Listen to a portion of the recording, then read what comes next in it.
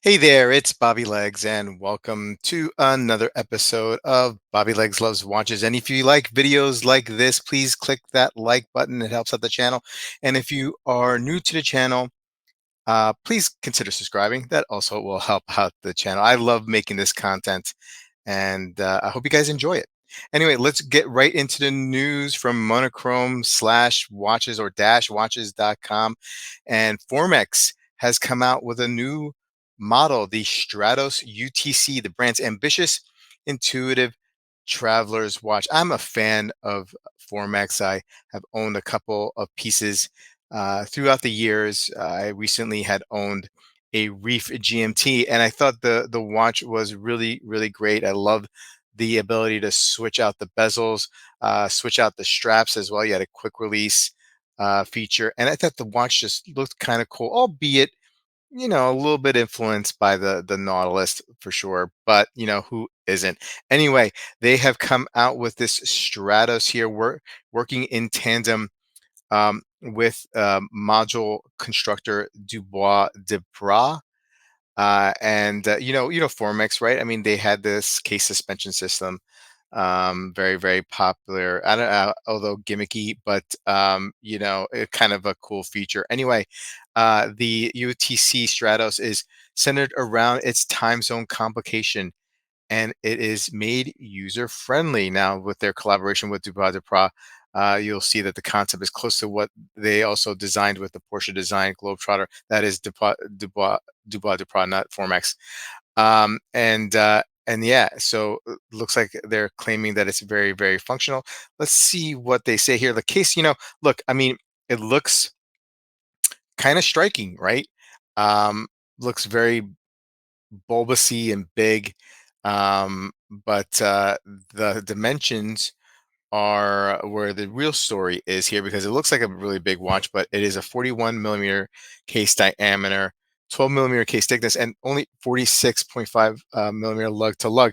So it's going to fit a lot of wrist for sure. It's and that 41 millimeter case diameter, that is key here, because I feel like the case and the bezel take up a lot of space, so that dial is going to be on the smaller side. So the bigger the case diameter there, the more legible I think that dial will be, because of the size, right?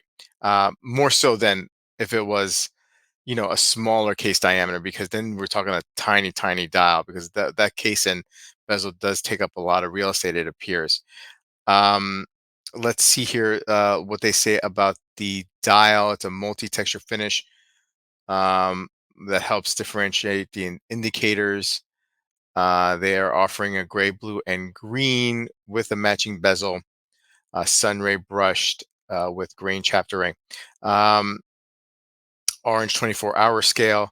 Let's talk about this movement here. The Formex Stratos UTC comes with a highly practical mechanism instead of the Office GMT watch with the crown adjusting the GMT hand. The classic Flyer GMT with the crown adjusting the time. Formex went on for the solution that doesn't require pulling out the crown. The two pushes on the right side allow to adjust the local hour by 1 hour increments, a system known at Ulysse Nardin, Porsche Design, and even Patek. These are plus minus pushers that allow on the fly adjustments. So you can see here on the top, those are the two pushers that they're talking about. Let's see if we get a better look. Yep, on the right hand side, there you go. So interesting piece. Not really sure how I feel about it. It's one of these things where I could have to see this in person. I saw these guys wind up, was it Wind Up in New York City the last couple years, and they're great. The owners, I forget their name. Raphael, maybe one of them. I think that's the name. Anyway, they're watch enthusiasts as well, and they do some collaborations with some groups that I am aware of. My good friend Dib designed one of their dials for a group that he is a part of. Price point is kind of hefty for Formex, right? I mean, like we're used to, sub 2,000 range for some pieces, sub 1,000 for others. This is part of the permanent collection, and you're looking at around 3,800 euro on the leather strap, almost 4,000 euro on the bracelet, base ETA with that Dubois de Pra modular UTC. Interesting, interesting. Like seeing Formex pushing the buttons and trying new things.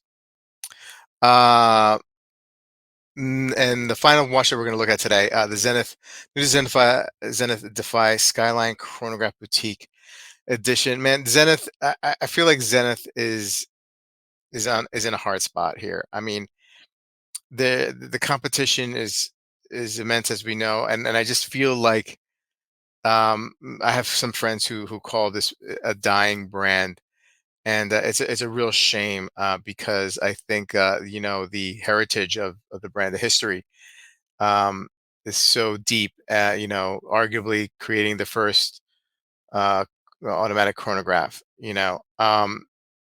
So this is tough, but I mean, this release does nothing for me.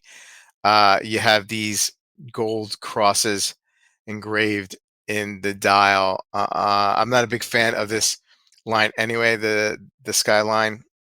Um, but yeah, this is a tough one here. I mean, I love Zenith, but I just not really liking what they've been putting out recently for sure. Every once in a while you get a gem, but these have lost it for me. I'm just not into it. Anyway, um, let's get beyond my personal opinion here. 42 millimeter case diameter, octagonal stainless steel case with 12-sided brushed bezel, sun brushed slate gray dial with engraved golden stars, applied golden indices and hour. This is a boutique edition and online boutique, so physical and online boutique position. It's powered by the El Primero caliber 3600 in-house automatic. You got, do they give us a power reserve amount here? I don't see it. Anyway, 12,900 Swiss francs. Anyway, guys, let me know what you think about these watches, these releases. Please put a comment below, and I'll see you guys in the next video. Take care.